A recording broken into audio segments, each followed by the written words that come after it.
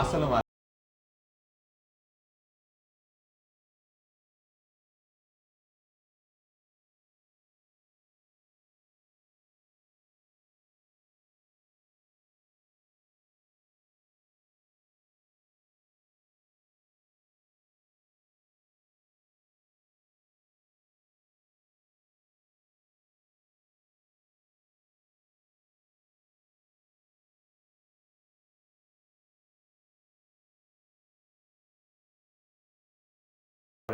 আমি ঢাকা বিশ্ববিদ্যালয়ে আন্তর্জাতিক সম্পর্ক বিভাগে সম্মানিত করছি। আন্তর্জাতিক সম্পর্ক নিয়ে পড়ছেন, জি। কিন্তু আমি আপনাকে আন্তর্জাতিক সম্পর্ক নিয়ে জিজ্ঞেস করব না। আমি আপনাকে জিজ্ঞেস করব অদ্ভুত একটা জিনিস। সেটা হচ্ছে, আপনি যদি আজকে রাতে ঘুমিয়ে পড়ে কালকে সকালে উঠে দেখেন যে আপনার বয়স ৮০ বছর, আপনি কি করবেন? ঘুমেতে উঠে প্রথমে চশমার কাজটা মুছবো আয়নাতে নিজেকে দেখে, কারণ ৮০ বছর হয়ে গেলে তো এটা খুব চিন্তার ব্যাপার। আচ্ছা, আবার পুনরায় ঘুমিয়ে যাবো। কেন?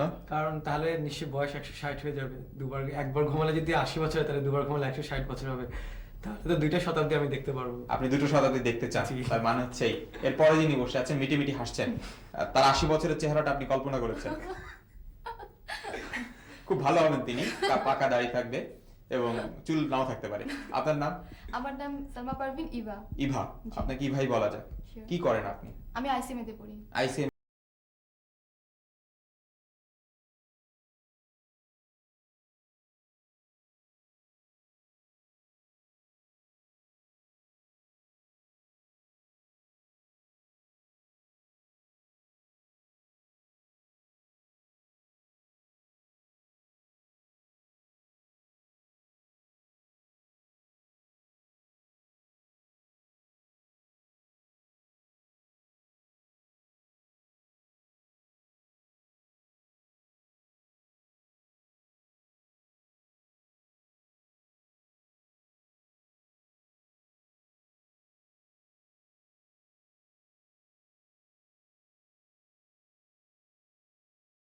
আমি চিটাগং ইউনিভার্সিটিতে অর্থবিজ্ঞানের মাস্টার্স ছাত্র।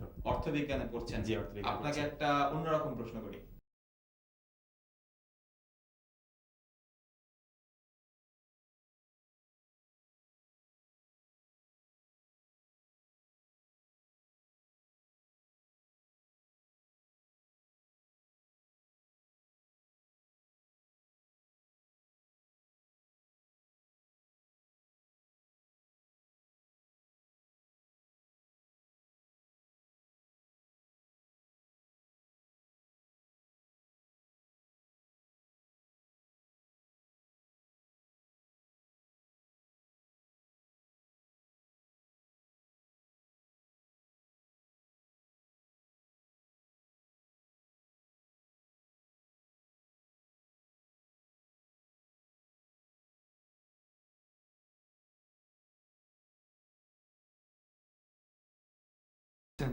না, দূষণের কথা ভাবছি না। পরিবেশে ভারসাম্যহীনতার কথা ভাবছেন? না, ঠিক তা না। তবে যা ভাবছি তা ভারসাম্যতা একটা কারণ বলতে পারেন। তাহলে এটা কি কোনো প্রাকৃতিক দুর্যোগ? হ্যাঁ, প্রাকৃতিক দুর্যোগই। আচ্ছা, এই দুর্যোগের সঙ্গে কি আগুনের কোনো সম্পর্ক আছে? যেমন ধরুন লাভা নির্গত হচ্ছে অথবা বনভূমি পুড়ে যাচ্ছে। না, সরাসরি কোনো সম্পর্ক নেই। তো সরাসরি হবে। তাহলে জমি শুকিয়ে খাখা করে? না, ঠিক তাও না। খাকা করে না। তবে কি আকাশ থেকে বৃষ্টির মতো কিছু পড়ে? অ্যাসিড বৃষ্টি কথা বলতে চাইছেন তো? ঠিক তা না। তবে সরাসরি বৃষ্টি বলতে পারেন। সরাসরি বৃষ্টি। এই দুর্যোগ কি হঠাৎ করে সংঘটিত হয়? না, হঠাৎ তো সংঘটিত হয় না। আচ্ছা, এই দুর্যোগের সঙ্গে কি সমুদ্রের কোনো সম্পর্ক আছে? হ্যাঁ, সমুদ্রের সম্পর্ক আছে বলতে পারেন। তাহলে কি পূর্ব সতর্কতার মাধ্যমে এর ক্ষয়ক্ষতির পরিমাণ কমিয়ে আনা যায়? হ্যাঁ, কমিয়ে আনা যায়। আচ্ছা, এটা কি পর্যবেক্ষণ করার উপায় আছে? হ্যাঁ, এটা পর্যবেক্ষণ সম্ভব। পর্যবেক্ষণ করা সম্ভব। আর এই দুর্যোগে প্রধান ভূমিকা পালন করে আবহাওয়া? হ্যাঁ, আবহাওয়ায়। তাহলে তাহলে কি এটা ঝড়? ঝড় না, মনে হয় ঘূর্ণিঝড়। হ্যাঁ, ঠিকই, ঘূর্ণিঝড়? আপনারা ঝড়ের মতো বলে ফেলেছেন। Right.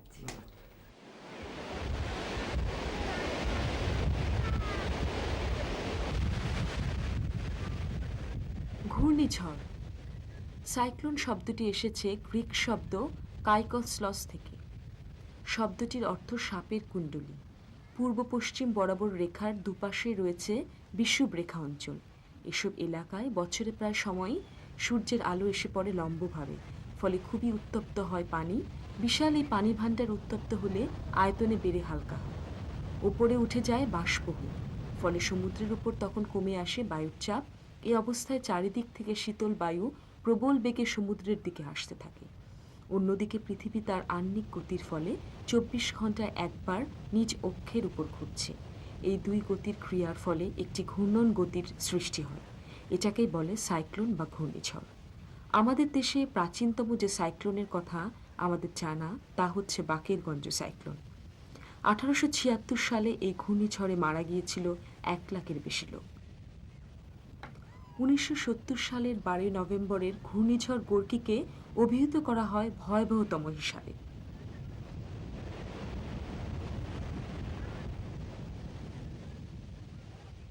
ঘূর্ণিঝড় থেকে এবার আবার আসা যাক বাওবি বারোতে। শুরু হচ্ছে পরিবেশ বিষয়ক দ্বিতীয় ভাবনা। দেখা যাক এই ভাবনার উত্তর আমাদের প্রশ্নকারীরা বের করতে পারেন কিনা। আচ্ছা, আপনি কি কোনো পরিবেশের কোনো সমস্যার কথা ভাবছেন? না, এই মুহূর্তে কোনো সমস্যার কথা ভাবছি না। সমস্যা? তাহলে কি আপনি পরিবেশ দূষণের কোনো কারণ নিয়ে ভাবছেন? না, ঠিক তাও না। আচ্ছা, আপনি যার কথা ভাবছেন সেটা কি পরিবেশে কোনো সমস্যা সৃষ্টি করে? না, তা তো প্রশ্নই ওঠে না। তাহলে কি প্রাকৃতিক বিপর্যয় মোকাবেলার কোনো উপায় নিয়ে ভাবছেন? হ্যাঁ, ঠিক তা বলতে পারেন।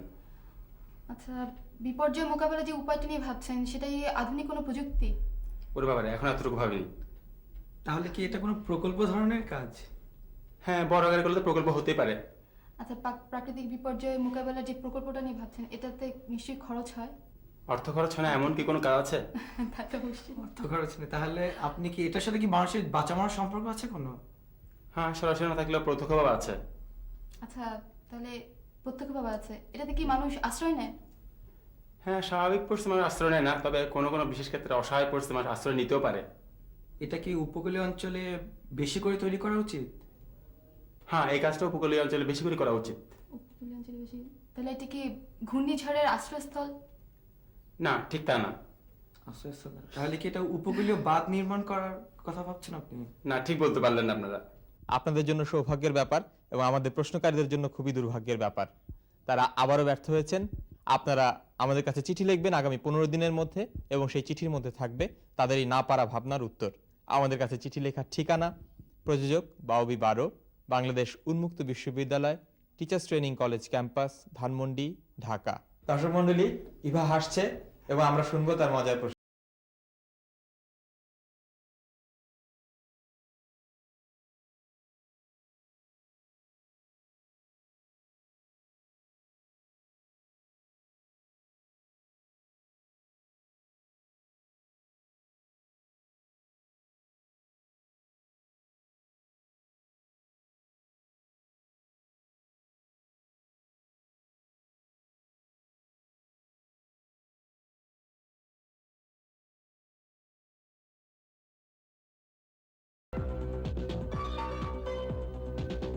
প্রিয় দর্শক, এবারে আমাদের অনুষ্ঠানের দ্বিতীয় অতিথি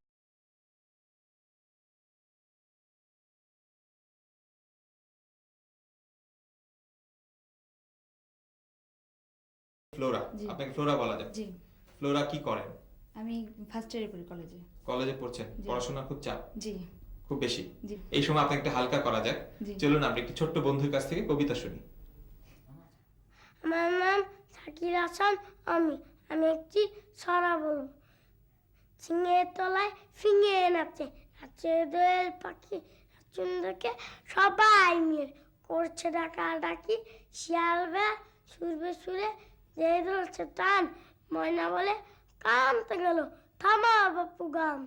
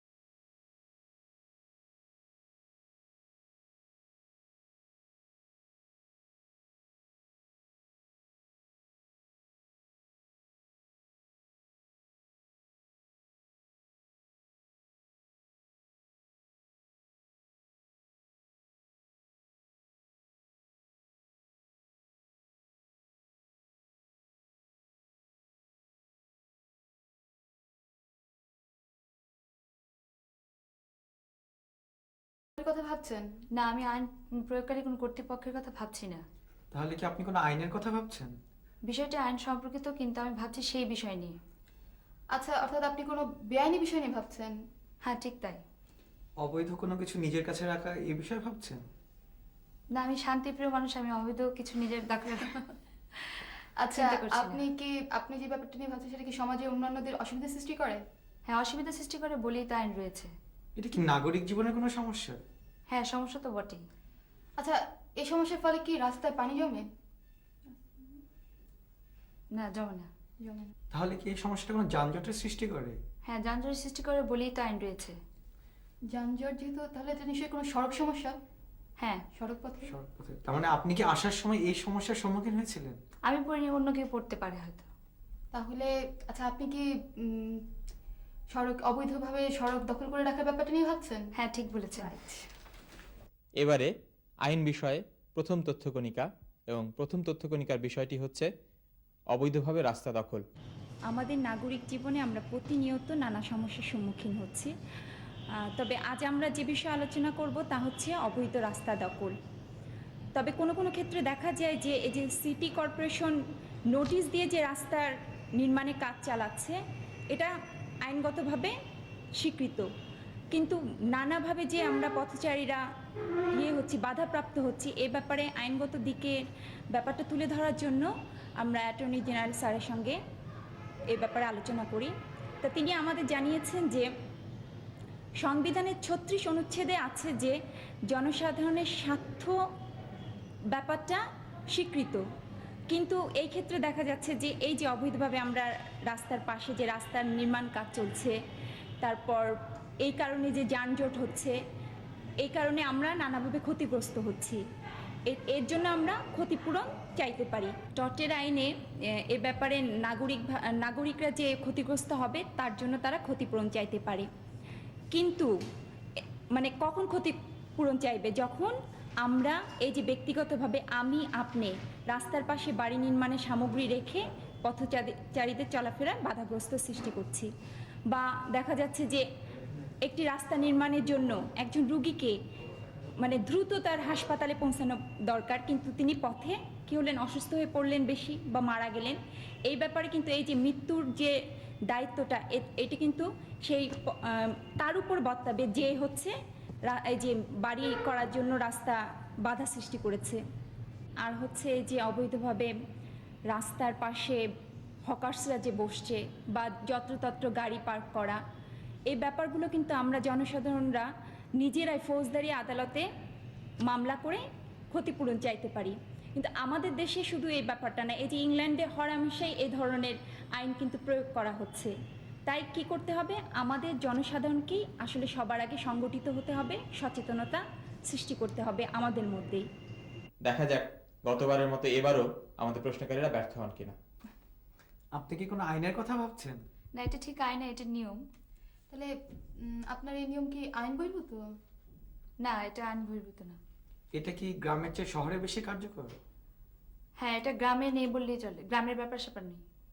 তো শহরে যে অনেক রাস্তা, অনেক ব্যস্ততা, এসবের জন্য কি এই নিয়মটা শহরের জন্য বেশি প্রযোজ্য? হ্যাঁ এই নিয়ম কি সবার জন্য এক? হ্যাঁ, সবাইকে তা মেনে চলতে হয়। আচ্ছা, নিয়মে ব্যতিক্রম ঘটলে কি কোনো দুর্ঘটনার সম্ভাবনা থাকে? শুধু দুর্ঘটনা বলছেন কেন, পটলও তুলতে হতে পারে। এই বিষয়টির সঙ্গে কি আলোর সম্পর্ক আছে? হ্যাঁ, তা আছে। আচ্ছা, তাহলে এই নিয়ম পালনের জন্য কি রাস্তায় কোনো দিক নির্দেশনা আছে? হ্যাঁ, দিক আছে, তা অধিকাংশ ক্ষেত্রে তা মানা হয় না। তাহলে এই আইন নিয়মটা কি মানে মানার জন্য কি আইন প্রয়োগকারী সংস্থার লোক নিয়োজিত থাকে? হ্যাঁ, তা মেনে চলার জন্য আইন প্রয়োগকারী শাস্তি ও জরিমানার ব্যবস্থা করতে পারেন। আচ্ছা, তাহলে ব্যাপারটা কি বুঝেছি। আমার মনে পারছি, আমার মনে হয় এটা আপনি পথ চলার যে নিয়ম নীতি সেটার কথা বলছেন, শহরে যেটা পথ চলার নিয়ম নীতি থাকে। হ্যাঁ, ঠিকই ধরেছেন। আচ্ছা। ইদানিং অনেকেই মজা করে বলে থাকেন পথচারীদের লাইসেন্স দেয়া দরকার। আসলেই পথচারীদেরও কিন্তু পথ চলার কিছু নিয়ম আছে, যেমন যেখানে ওভারব্রিজ আছে সেখানে ওভারব্রিজ দিয়ে পার হতে হবে, যেখানে ওভারব্রিজ নেই সেখানে জেব্রা ক্রসিং দিয়ে পথ পার হতে হবে, এবং যেখানে জেব্রা ক্রসিং নেই সেখানে প্রথমে ডান দিকে, তারপর বাম দিকে, তারপর আবার ডান দিকে তাকিয়ে পথ পার হতে হবে। এছাড়া যেখানে ফুটপাত আছে সেখানে ফুটপাত দিয়ে চলতে হবে, এবং যেখানে ফুটপাত নেই সেখানে অবশ্যই হাতের ডান দিক দিয়ে চলতে হবে, বাম দিক দিয়ে নয়। বুঝতেই পারছেন পথ চলার ক্ষেত্রে সবাই ডানপন্থী। তাহলে এবারে মজার প্রশ্ন, এবং মজার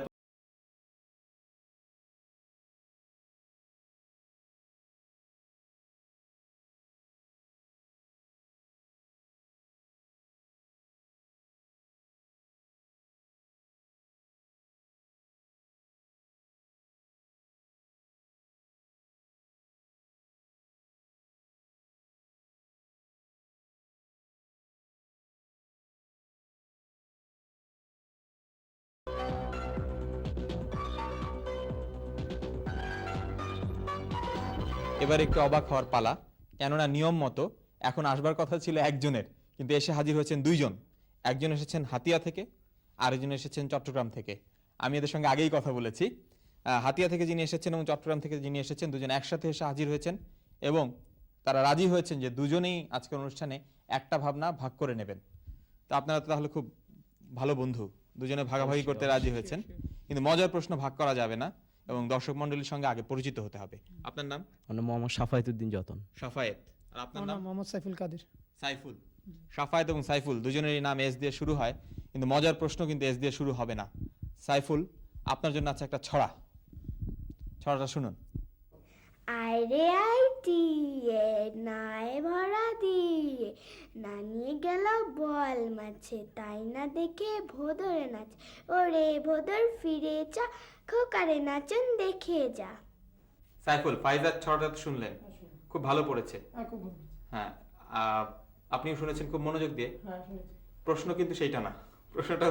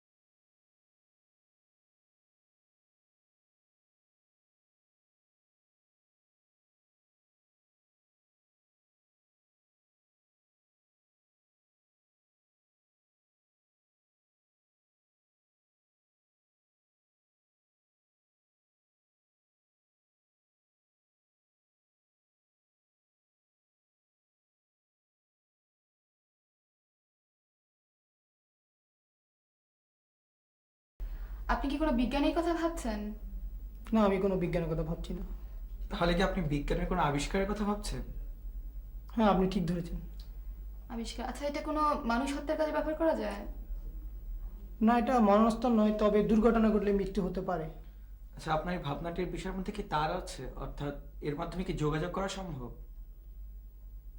তার নাই, তবে যোগাযোগের জন্য এটা অন্যতম বৈশিষ্ট্য। আচ্ছা, যোগাযোগের জন্য এটা কি মহাশূন্যের মাধ্যমে করা হয়, মানে এই যোগাযোগটা? না, এটার সাথে মহাশূন্যের কোনো সম্পর্কই নেই। মহাশূন্যের সম্পর্ক নেই। তাহলে আপনার আবিষ্কারটি কি কোনো যানবাহন? হ্যাঁ, আপনি আমার ভাবনার কাছাকাছি এসেছেন। যানবাহন? আচ্ছা, এটা কি কোনো লাইনের উপর দিয়ে যায়? হ্যাঁ, চলে। লাইনের উপর দিয়ে এটা কি আমাদের দেশে চলে? হ্যাঁ, চলে, তবে এটা চলে না, কিন্তু ভবিষ্যতে চলতে পারে। তাহলে এটা নিশ্চয়ই রেল গাড়ি হবে রেলগাড়ি, একটা, কিন্তু লাইনের উপর যাওয়া ভবিষ্যতে চলে যখন যখন। চলতে পারে তখন বৈদ্যুতিক হয়ে যাবে। হ্যাঁ, তাহলে আমাদের দেশে চলে না, তাহলে এটা নিশ্চয়ই বৈদ্যুতিক রেলগাড়ি। হ্যাঁ, বৈদ্যুতিক রেলগাড়ি বটে, তবে মডার্ন। মডার্ন? তাহলে এটা নিশ্চয়ই। স্বপ্নের মধ্যে। তাহলে কি আপনি জাপানের বুলেট ট্রেনের কথা বলছেন?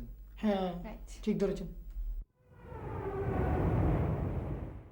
এক ঝলকে পর্দা দিয়ে যেটি বেরিয়ে গেল সেটি হচ্ছে বুলেট ট্রেন। একসময় আমরা ছড়া কেটেছি, রেলগাড়ি ঝমাঝম পা পিছলে আলুর দম। এই রেলগাড়ি কিন্তু ঝমাঝম করে না। চলুন দেখি বুলেট ট্রেন।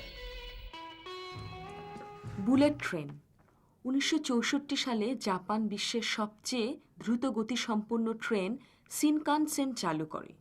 এই ট্রেনটি বুলেট ট্রেন নামেও পরিচিত। বুলেট ট্রেন চালু হওয়ার পর থেকে এ যাবৎ কোনো দুর্ঘটনা ঘটেনি এই ট্রেনগুলোতে রয়েছে পাবলিক টেলিফোন বুথ। এ থেকে জাপানের বিভিন্ন শহরে কথা বলতে পারেন যাত্রীরা। সম্প্রতি বুলেট ট্রেনে ব্যবহৃত প্রযুক্তিকে আরও উন্নত করা হয়েছে। উন্নত প্রযুক্তির এই ট্রেনটির নাম ম্যাগলেভ ট্রেন। মূলত চুম্বকের সঙ্গে লেভিটেলন প্রক্রিয়ায় এই ট্রেনগুলো চলে। এদের গতি ঘন্টায় প্রায় 400 কিলোমিটার। এই ম্যাগলেভ ট্রেনের একটি মজার বৈশিষ্ট্য হচ্ছে দ্রুত গতির কারণে এই ট্রেনের চাকা চলার সময় রেল লাইনে থাকে না। এতে যাত্রীদের ঝাঁকুনি কম লাগে। আমরা সবাই বুলেট ট্রেনে ভ্রমণ করে এলাম। এবারে মজার প্রশ্ন করছি ইভা এবং উত্তর দিচ্ছে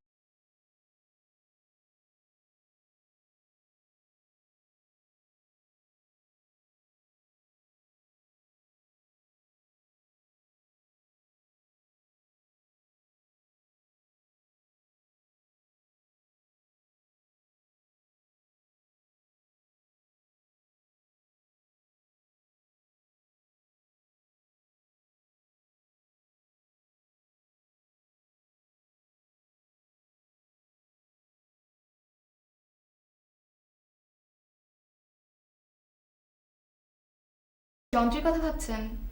না, আমি কোনো যন্ত্রের কথা ভাবছি না। তাহলে কি বিজ্ঞানের কোনো সূত্রের কথা ভাবছেন? না, এই মুহূর্তে এত কঠিন বিষয় সম্বন্ধে ভাবছি না। তাহলে কোনো বিজ্ঞানী বা আবিষ্কারকের কথা ভাবছেন? হ্যাঁ, আমি একজন বিজ্ঞানীর কথাই ভাবছি। বিজ্ঞানীর সময়কালটা কি একটু বলতে পারবেন? না, ঠিক দুঃখিত, এই মুহূর্তে সময়কালটা বলা যাবে না, তবে উনি ইতালিতেই জন্মগ্রহণ করেছেন। আচ্ছা, বিজ্ঞানী আবিষ্কৃত বিষয়টি কি কোনো যানবাহন? না, যানবাহন নয়, তবে যোগাযোগ রক্ষা করতে পারে। যোগাযোগ রক্ষা করতে পারে। তাহলে কি এর মাধ্যমে মানে যোগাযোগের মাধ্যমে সময় তার ব্যবহৃত হয়? না, তার ব্যবহৃত হয় না, তবে তার ব্যবহার না হওয়ার কারণেই এর মূল্য অনেকখানি। আচ্ছা, এই যোগাযোগের জন্য কি মহাশূন্য ব্যবহার করা হয়, মানে মহাশূন্যে কিছু স্থাপন করা হয়? না, আপনি নিশ্চয়ই স্যাটেলাইটের কথাই বলছিলেন, কিন্তু না, এমন কোনো বিষয় নেই। যন্ত্রটি কি সারা বিশ্বে ব্যবহৃত হয়? হ্যাঁ, সারা বিশ্বে ব্যবহৃত হয়, এমনকি আপনিও ব্যবহার করেন। আমিও ব্যবহার করি, তুমিও ব্যবহার করো। তাহলে রেডিও? যন্ত্রটি কি রেডিও? না, রেডিও না, তবে রেডিও না, আবিষ্কারক। আবিষ্কারক, তার মানে আপনি মার্কুরির কথা বলছেন। অবশ্যই আপনি ধরে ফেলেছেন মার্কুরি। সাফায়েত ভেবেছিলেন রেডিওর আবিষ্কর্তা গুলিয়েলমো মার্কনি সম্পর্কে। মার্কনি ইতালিতে জন্ম নিয়েছিলেন এবং তিনি আজকে যে বেতার ঘরে ঘরে পাওয়া যায় সেই বেতারের আবিষ্কারক। একই সঙ্গে কিন্তু আমাদের এই দেশেও এই একই বিষয়ে গবেষণা চালিয়েছিলেন জগদীশচন্দ্র বসু, যদিও কাগজে কলমে তার নামটি এখন আর সেইভাবে উচ্চারিত হয় না। প্রিয় দর্শক, আমরা আমাদের আজকের অনুষ্ঠান এখানেই শেষ করতে যাচ্ছি, তবে তার আগে আপনাদের জন্য কিছু কথা। আজকে আমাদের অনুষ্ঠানে চট্টগ্রাম থেকে 2 জন এবং হাতিয়া থেকে 1 জন অংশ নিয়েছিলেন। বহু দূর থেকে আমাদের এই অনুষ্ঠানে অনেকে অংশ নিতে আসছেন, এটি আমাদের জন্য আনন্দের বিষয়। আপনাদের সবাইকে আমাদের এই অনুষ্ঠানে অংশগ্রহণের আমন্ত্রণ জানাচ্ছি এবং যারা অংশ নিতে চান তারা আমাদের সঙ্গে চিঠি লিখে যোগাযোগ করবেন। তাহলে আজকে এই পর্যন্তই। সবাইকে শুভেচ্ছা। খোদা হাফেজ।